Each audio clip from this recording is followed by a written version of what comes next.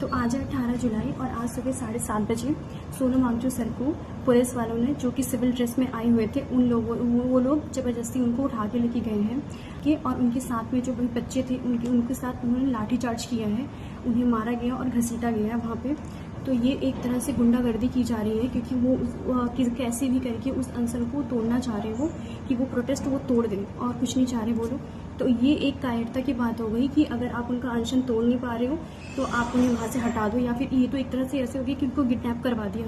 क्योंकि उसके बाद उनका कुछ भी पता नहीं चल रहा है। सब लोग जो उनके साथ में कार्यकर्ता हैं वो सारे के सारे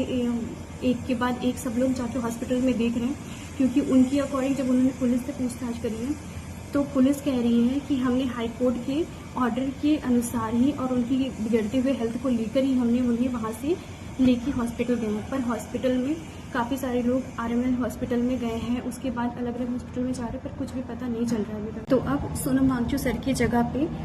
अभिजीत दीप के भूख हड़ताल पर आज से बैठे हुए हैं और उन्होंने अब ये डिमांड करी है कि अब हमें सिर्फ धर्मेंद्र प्रताप का ही इस्तीफा नहीं चाहिए, बल्कि अब हमें प्रधानमंत्री नरेंद्र मोदी का भी इस्तीफा चाहिए। अब इस देश में ना लोकतंत्र जैसा कुछ बचा ही नहीं है। एक साइंटिस्ट मतलब सोनम वांगचुक सर, जो कि 20 दिन से भूख हड़ताल पे थे, उन्हें घसीटा गया है, उनके साथ गाली गलौज करके उनको वहाँ से हटाया गया है, बच्चों पे लाठीचार्ज की गई है। इससे तो ऐसे हो रहा है कि मतलब लोकतंत्र तो रहा ही नहीं है। ये कहते हैं एक तरह से गुंडागर्दी कर रहे हैं ये लोग, बस प्रोटेस्ट तोड़ने की कोशिश कर रहे हैं और कुछ नहीं, क्योंकि इनसे अब देखा नहीं जा रहा है। अब ये जो आज की सरकार है ना, ये मतलब जो अंग्रेज थे ना, जो अंग्रेजों ने हम पे हुकूमत की थी ना, उनसे भी कई ज़्यादा गए गुजरे हुए हैं, क्योंकि उन्होंने भी जब गांधी जी भूख हड़ताल पर बैठे थे तो उन्होंने 7वें दिन उनका भूख हड़ताल छुड़वा दिया था। इवन वहाँ पे खुद आके उन्होंने बात करी थी, और यहाँ तक इनको बात करने की तो छोड़ो, आप बात करने तो आए नहीं है सब। इवन वहाँ से उनको रिमूव करवा दिया, हटवा दिया गया, ताकि वो अब आगे अपना अनशन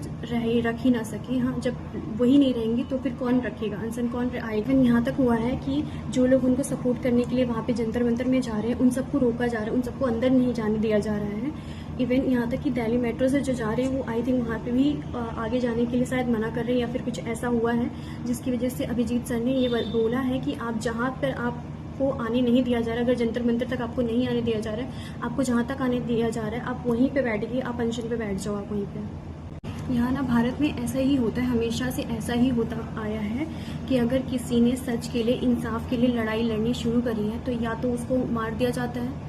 या तो उसे देशद्रोही साबित कर दिया जाता है। मतलब कुछ ना कुछ करके या तो मार दो या तो हटा दो, कुछ ऐसे ही करेंगे, पता है, क्योंकि ये खुद करप्ट हो रखे हैं और इन्हें करप्ट लोग ही पसंद हैं।